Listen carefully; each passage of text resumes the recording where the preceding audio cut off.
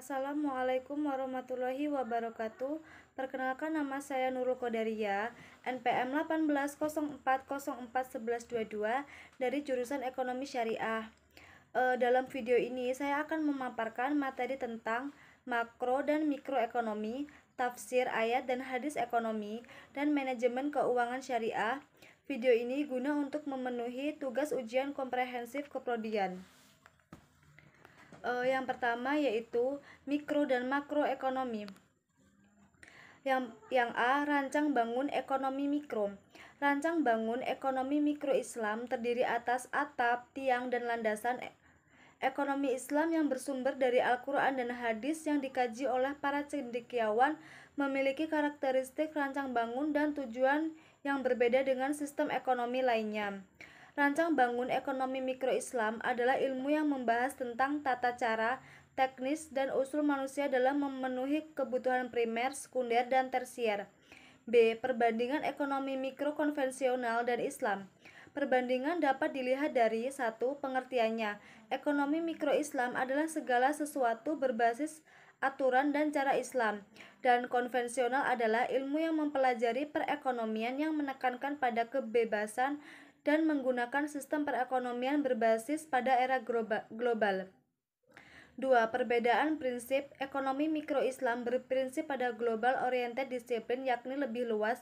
Di sana tidak hanya mempelajari cara mengalokasikan sumber daya, tetapi juga mempelajari tujuan di dunia dan akhirat. Dan konvensional memakai prinsip scarcity, yakni konsep yang menekankan pada mempelajari perilaku manusia dalam menyikapi kelangkaan. Dengan kata lain, membebaskan seseorang untuk mengalokasikan sumber daya yang terbatas untuk mencapai tujuan mereka. 3. Perbedaan mekanisme pasar. Ekonomi konvensional menggunakan mekanisme bebas keluar masuk, pasar tanpa intervensi. Jika ekonomi mikro Islam mempertimbangkan proses produksi dan distribusi barang dan jasa dan mengefisiensikan pasar. 4. Perbedaan pada distribusi kekayaan. Pada konvensional, mendapatkan keuntungan sebesar-besarnya lebih condong ke kapitalis. Jika mikro Islam lebih mekanis ke zakat, sedekah, infak, atau wakaf. C. Perbedaan mikroekonomi dan makroekonomi. 1. Ekonomi mikro adalah aspek perekonomian dalam lingkup ekonomi yang lebih kecil, seperti perusahaan, perilaku konsumen, permintaan dan penawaran, produksi, harga, dan lainnya. 2. Makroekonomi adalah aspek ekonomi secara lebih menyeluruh atau agregat, seperti halnya jumlah uang yang beredar, pendapatan nasional, inflasi, dan pertumbuhan ekonomi. D. Perkembangan teori makroekonomi, di mana kemunculan ilmu ekonomi makro dipicu oleh sebuah peristiwa ekonomi yang disebut Great Depression atau depresi besar. E. Masalah utama dalam perekonomian. 1. Pertumbuhan ekonomi. 2. Ketidakstabilan perkembangan ekonomi.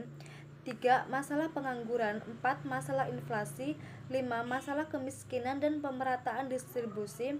6. Masalah ketidakseimbangan neraca perdagangan dan pembayaran. F. Indikator makroekonomi, yakni mencangkup data inflasi, indeks harga perdagangan besar, Purchasing Managers Index manufaktur, neraca perdagangan Indonesia, dan lainnya. G. Tujuan kebijakan ekonomi makro. 1. Mengontrol laju inflasi. 2. Meningkatkan pendapatan nasional setiap negara. 3. Menjaga stabilitas perekonomian. 4. Membantu pemerataan distribusi pendapatan. 5. Menjaga neraca pembayaran di luar negeri tetap seimbang. 6. Membantu meningkatkan kapasitas produksi nasional. 7. Meningkatkan kesempatan kerja dan lapangan pekerjaan di masyarakat. 8. Membantu meningkatkan pertumbuhan ekonomi negara. Bentuk-bentuk kebijakan makro. 1. Kebijakan fiskal. 2. Kebijakan moneter. 3. Kebijakan segi penawaran. I. Struktur pasar dan persaingan harga. Pasar adalah suatu tempat atau proses interaksi antara permintaan dan penawaran dari suatu barang atau jasa tertentu, sehingga akhirnya dapat menetapkan harga keseimbangan atau harga pasar dan jumlah yang diperdagangkan. Struktur pasar memiliki pengertian penggolongan produsen kepada beberapa untuk pasar berdasarkan pada ciri-ciri seperti jenis produk yang dihasilkan, banyaknya perusahaan dalam industri, mudah tidaknya keluar atau masuk ke dalam industri, dan peranan iklan dalam kegiatan industri. Struktur pasar dibedakan menjadi 4 jenis, yaitu 1. Pasar persaingan sempurna atau pasar yang terdiri dari banyak penjual dengan barang yang relatif homogen. 2. Pasar monopoli atau pasar yang hanya terdapat satu penjual saja dan menghasilkan barang yang tidak mempunyai barang pengganti yang sangat tepat. 3. Persaingan monopolistis atau pasar di mana terdapat banyak produsen yang banyak menghasilkan barang berbeda corak. Dan 4. Pasar oligopoli atau pasar yang hanya terdiri dari beberapa perusahaan atau yang menjual produk homogen. J. Pengertian dan sejarah uang. Uang didefinisikan sebagai setiap alat tukar yang dapat diterima secara umum. Dalam ilmu ekonomi modern, uang didefinisikan sesuatu yang tersedia secara umum, diterima sebagai alat pembayaran bagi pembelian barang-barang dan jasa-jasa, serta kekayaan berharga lainnya untuk pembayaran utang. K. Kriteria dan fungsi uang. Kriteria uang: 1. Ada jaminan. 2. Disukai umum. 3. Nilai yang stabil. 4. Mudah disimpan. 5. Mudah dibawa. 6. Tidak mudah rusak. 7. Mudah dibagi. 8. Suplai harus elastis. L. Jenis uang. 1. Berdasarkan bahan pembuatannya. A. Uang logam. B. Uang kertas.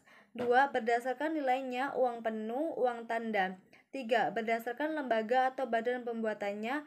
Uang kartal dan uang giral. 4. Berdasarkan kawasan, ada uang domestik dan uang internasional. M. Uang dalam perspektif ekonomi Islam. Uang adalah segala sesuatu yang diterima secara umum dan diterbitkan oleh lembaga keuangan yang berwenang sebagai media pertukaran dan pengukur serta menyimpan nilai.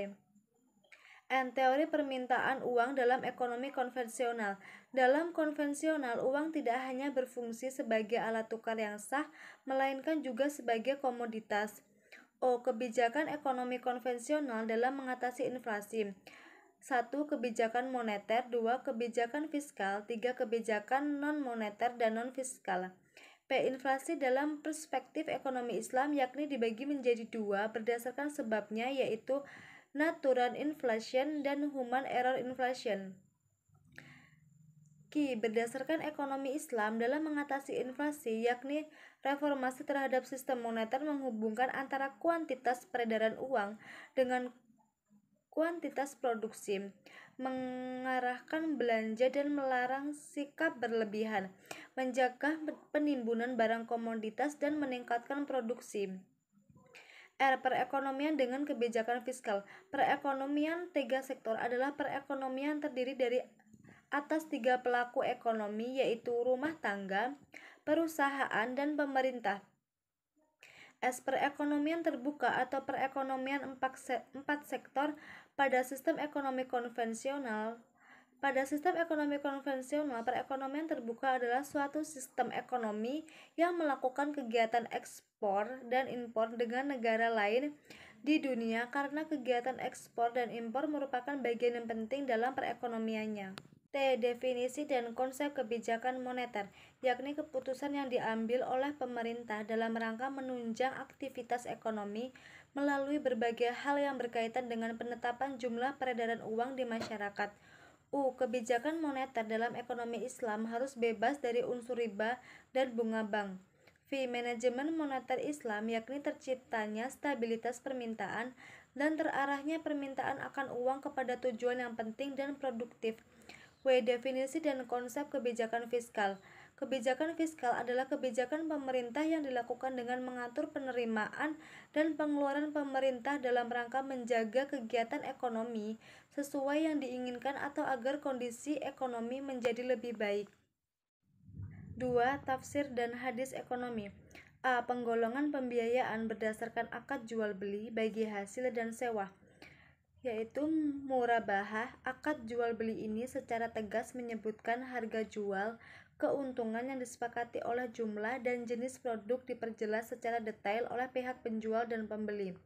Selain itu, jumlah dan jenis produk juga diperjelas secara mendetail. Pembayarannya bisa dipenuhi secara cicil atau dibayarkan tunai. Yang selanjutnya yaitu ada salam. Salam adalah akad jual beli berdasarkan cara pemesanan. Prosesnya, pembeli akan memberi uang terlebih dahulu untuk memberi barang yang spesifikasinya sudah dijelaskan secara rinci, lalu produk akan dikirim. Akad salam biasa diterapkan untuk produk-produk pertanian. Dalam prakteknya, akad salam menempatkan pihak bank syariah sebagai pembeli dan menyerahkan uangnya kepada petani sebagai nasabah. Yang selanjutnya istisna. Istisna mengatur transaksi produk dalam bentuk pemesanan di mana pembuatan barang akan diproses berdasarkan kriteria yang disepakati. Akad ini mirip dengan akad salam, hanya istisna diterapkan pada perusahaan manufaktur. Dalam akad ini, proses pembayarannya dilakukan sesuai kesepakatan para pihak berakad. Bisa dibayar ketika produk dikirim atau bisa dibayar di awal seperti akad salam. Nah, selanjutnya ada murabahah, ada mudorobah. Akad ini diterapkan kepada nasabah yang membutuhkan modal dengan prinsip kerjasama. Akad mengatur antara si habul mal atau pemilik modal atau bank dengan mudoribnya atau pengelola modal atau nasabah. Di akhir tahun buku, hasil keuntungan dari usaha yang dilakukan akan dibagi untuk si habul mal dan mudorib berdasarkan porsi yang telah disepakati saat dibuatnya akad. Yang selanjutnya musyarakah, kerjasama antara bank dan nasabah, di mana nasabah memiliki sebagian modal dalam kerjasama tersebut. Kedua pihak atau lebih yang memiliki modal untuk menghimpun modalnya pada proyek atau usaha tertentu. Nantinya pihak mudorib atau pengelolanya akan ditunjuk dari salah satu pemilik modal tersebut. Biasanya akad ini dilakukan untuk proyek atau usaha di mana modalnya dibiayai sebagian oleh lembaga keuangan dan sebagian lainnya dimodali oleh nasabah. Selanjutnya ada akad wadiah. Prinsip akad wadiah ini lebih merujuk pada titipan yang sifatnya murni. Titipan ini berupa dana yang dititipkan oleh satu pihak pada pihak lainnya. Prinsip wadiah sendiri terdiri atas dua jenis, yaitu wadiah yad domanah yang merupakan akad penitipan uang di mana pihak yang menerima titipan boleh menggunakan uang tersebut. Tetapi jika uang yang dititipkan tersebut rusak atau hilang, maka pihak tersebut harus menggantinya. Yang selanjutnya ada wadiah yad amanah, berupa penitipan murni yang memberikan amanah pada pihak yang dititipi uang untuk menjaga dan tidak diperbolehkan memanfaatkan uang titipan tersebut. Jika uang yang dititipkan rusak atau hilang, maka pihak bank tidak berkewajiban untuk mengganti. Selanjutnya ijaroh. Akad ijaroh ini merupakan akad mengenai penyediaan dana yang bertujuan untuk memindahkan manfaat atau hak guna dari sebuah barang maupun jasa dengan dasar transaksi sewa. Ini berarti dalam pelaksanaan akad ijaroh tidak melakukan pemindahan kepemilikan atas barang atau jasa itu sendiri. Yang selanjutnya ada qard, merupakan akad pinjaman dana yang diberikan pada nasabah dengan ketentuan bahwa nasabah akan mengembalikan dana pinjaman tersebut sesuai jangka waktu yang sudah disepakati. Yang selanjutnya ada ijaroh muntahiyah bitamlik. Ini merupakan jenis akad yang merujuk pada pemindahan manfaat atau hak guna atas suatu barang atau jasa melalui transaksi sewa. Namun juga terdapat pilihan untuk pemindahan kepemilikan. Ayat dan hadis tentang jual beli dan syarat-syaratnya. Pertama, persyaratan yang berkaitan dengan perilaku praktek jual beli baik penjual maupun pembeli, yaitu hendaknya kedua belah pihak melakukan jual beli dengan cara ridho dan sukarela tanpa adanya paksaan. Allah telah berfirman, Bismillahirrahmanirrahim, ya ayyuhalladzina amanu la ta'kulu amwalukum bainakum bil batili illa an takuna tijaratan an taradhim minkum, yang artinya janganlah kalian saling memakan harta sesamamu dengan jalan yang batil, kecuali dengan perniagaan yang timbul dari kerelaan di antara kalian. Quran Surat An-Nisa ayat 29. Kedua belah pihak berkompeten dalam melakukan praktek jual beli, yakni dia adalah seorang mu'alaf dan memiliki rasyid atau memiliki kemampuan dalam mengatur uang, sehingga tidak sah transaksi yang dilakukan oleh anak kecil yang tidak cakap, orang gila, atau orang yang dipaksa. Dalam fikih ekonomi keuangan halaman 92, hal ini merupakan salah satu bukti keadilan agama. Ini yang berupaya melindungi hak milik manusia dari kezaliman, karena seseorang yang gila, safi, atau tidak cakap dalam bertransaksi, atau orang yang dipaksa tidak mampu membedakan transaksi mana yang baik dan buruk bagi dirinya, sehingga dirinya rentan dirugikan dalam transaksi yang dilakukannya. Wallahu alam. Kedua, yang berkaitan dengan objek atau barang yang diperjualbelikan. Syarat-syaratnya yaitu objek jual beli atau baik berupa barang jualan atau harganya atau uang merupakan barang yang suci dan bermanfaat, bukan barang najis atau barang yang haram, karena barang yang secara zatnya haram terlarang untuk diperjualbelikan. Objek jual beli merupakan hak milik penuh. Seseorang bisa menjual barang yang bukan miliknya apabila mendapat izin dari pemilik barang. Rasulullah Shallallahu Alaihi Wasallam bersabda, la tabi' ma laisa indaka, janganlah engkau menjual barang yang bukan milikmu. Hadis riwayat Abu Daud 3503, Tirmizi 1232, An-Nasai 7-289, Ibnu Majah 2187, Ahmad 3-402 dan 434 disahihkan Syaikh Salim bin Aid al-Hilali. Ayat tentang wadiah, syirkah dan mudorobah.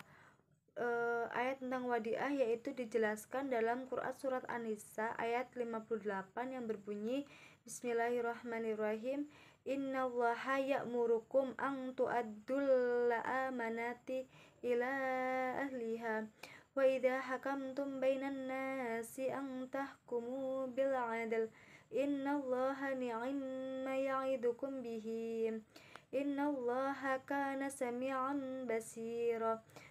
Sungguh Allah menyuruhmu menyampaikan amanat kepada yang berhak menerimanya, dan apabila kamu menetapkan hukum di antara manusia, hendaknya kamu menetapkannya dengan adil. Sungguh Allah sebaik-baik yang memberi pengajaran kepadamu. Sungguh Allah Maha mendengar, Maha melihat. Yang selanjutnya hadis dari Abi Hurairah radhiyallahu anhu, ia berkata, Rasulullah Shallallahu Alaihi Wasallam bersabda, tunaikanlah amanah kepada orang yang mempercayakan atau menitipkan kepadamu, dan janganlah engkau berkhianat kepada orang yang mengkhianatimu. Hadis At-Tirmizi dan Abu Daud. Ayat dan hadis tentang riba dan sebab-sebab pelarangannya, yang artinya, dan sesuatu riba atau tambahan yang kamu berikan agar harta manusia bertambah, maka tidak bertambah dalam pandangan Allah, dan apa yang kamu berikan berupa zakat yang kamu maksudkan untuk memperoleh keridhaan Allah, maka itulah orang-orang yang melipat gandakan pahalanya. Ar-Rum ayat 39. Dalam Ibnu Mas'ud menyatakan bahwa Rasulullah Shallallahu Alaihi Wasallam melaknat orang yang makan riba, orang yang dipungut riba darinya, juru tulisnya, dan orang yang menjadi saksi, dalam hadis riwayat At-Tirmizi. Sebab-sebab pelarangan riba. 1. Karena Allah dan Rasulnya melarang dan mengharamkannya. 2. Karena riba menghendaki pengambilan harta orang lain dengan tidak ada imbangnya. 3. Dengan melakukan riba, seseorang akan menjadi malas berusaha yang sah menurut syara. 4. Riba menyebabkan putusnya perbuatan baik terhadap sesama manusia, dengan cara utang piutang atau menghilangkan faedah utang piutang, sehingga riba cenderung memeras orang miskin daripada menolong orang yang miskin. 9. Ayat tentang harta dan cara mendapatkannya di Al-Quran, harta disebut sebagai perhiasan hidup. Harta sering menyebabkan keangkuhan, kesombongan, serta kebanggaan. Dalam Quran Surah Al-Alaq. 3. Manajemen keuangan syariah. A. Konsep nilai uang atau time value of money dan economic value of time. Time value of money artinya nilai waktu dari uang adalah konsep finansial yang menyatakan bahwa nilai uang sekarang lebih berharga daripada besar mata uang yang sama di waktu mendatang, karena potensi pendapatan uang tersebut. 2. Economic value of time adalah sebuah konsep di mana waktulah yang memiliki nilai ekonomi, bukan uang yang memiliki nilai waktu. Economic value of time memiliki arti memaksimumkan nilai ekonomi suatu dana pada periode waktu. B. Hubungan rasio keuangan dengan kinerja keuangan bank, likuiditas, solvabilitas, rentabilitas, dan aktivitas.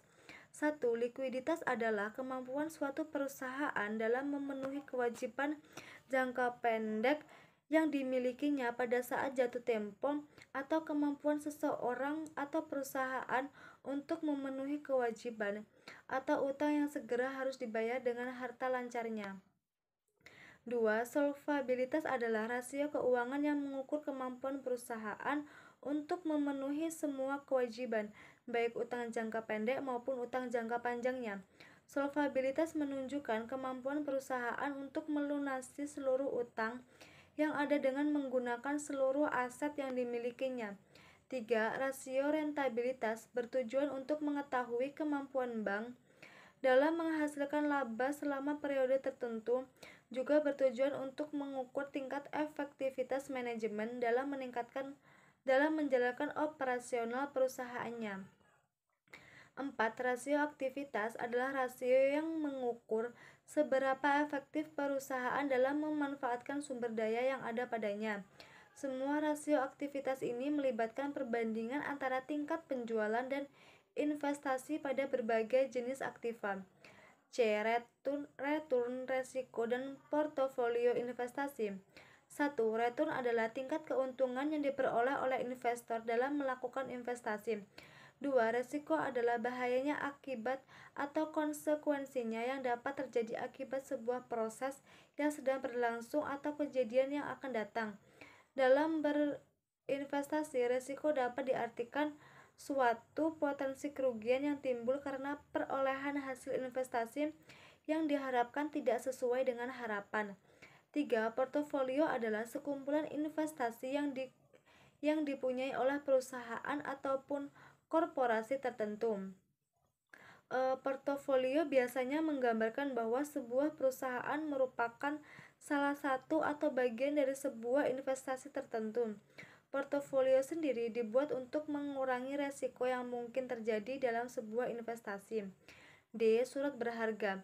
Kebijakan dividen, instrumen likuiditas bank syariah.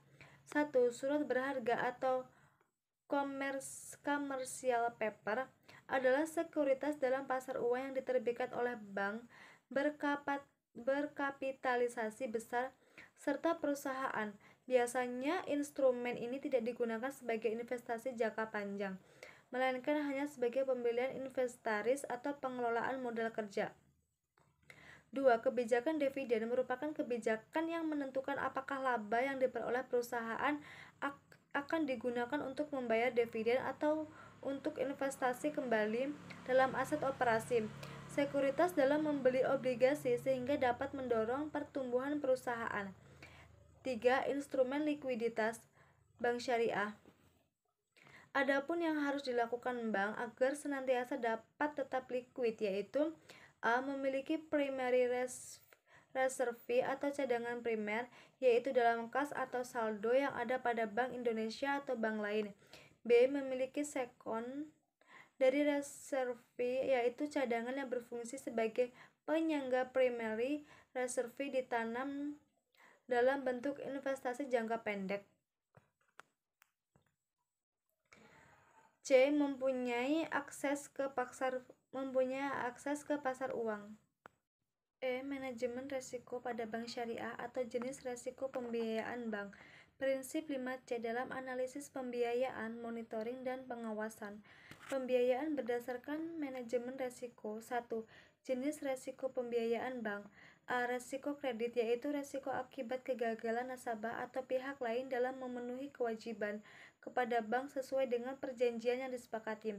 B. Resiko pasar, yaitu resiko pada posisi neraca dan rekening administratif akibat perubahan harga pasar.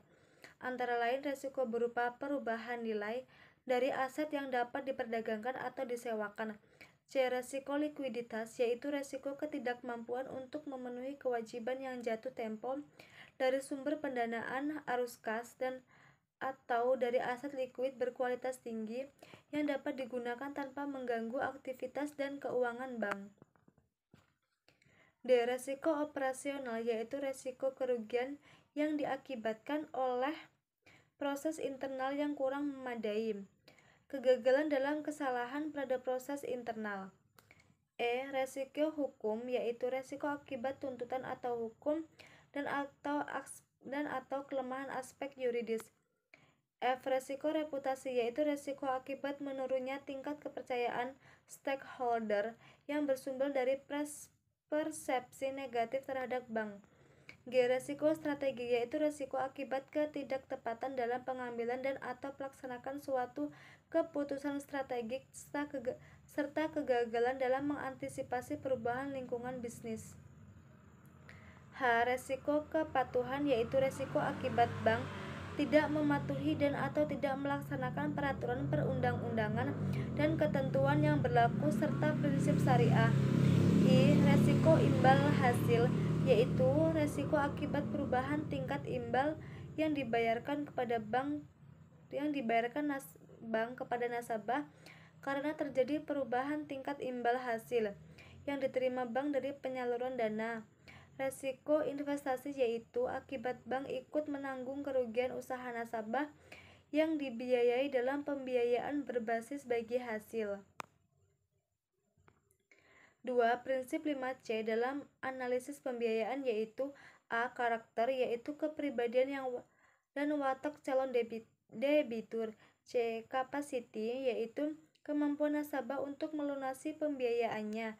C. Kapital, yaitu modal yang diperlakukan sebagai ukuran persen dana calon debitur.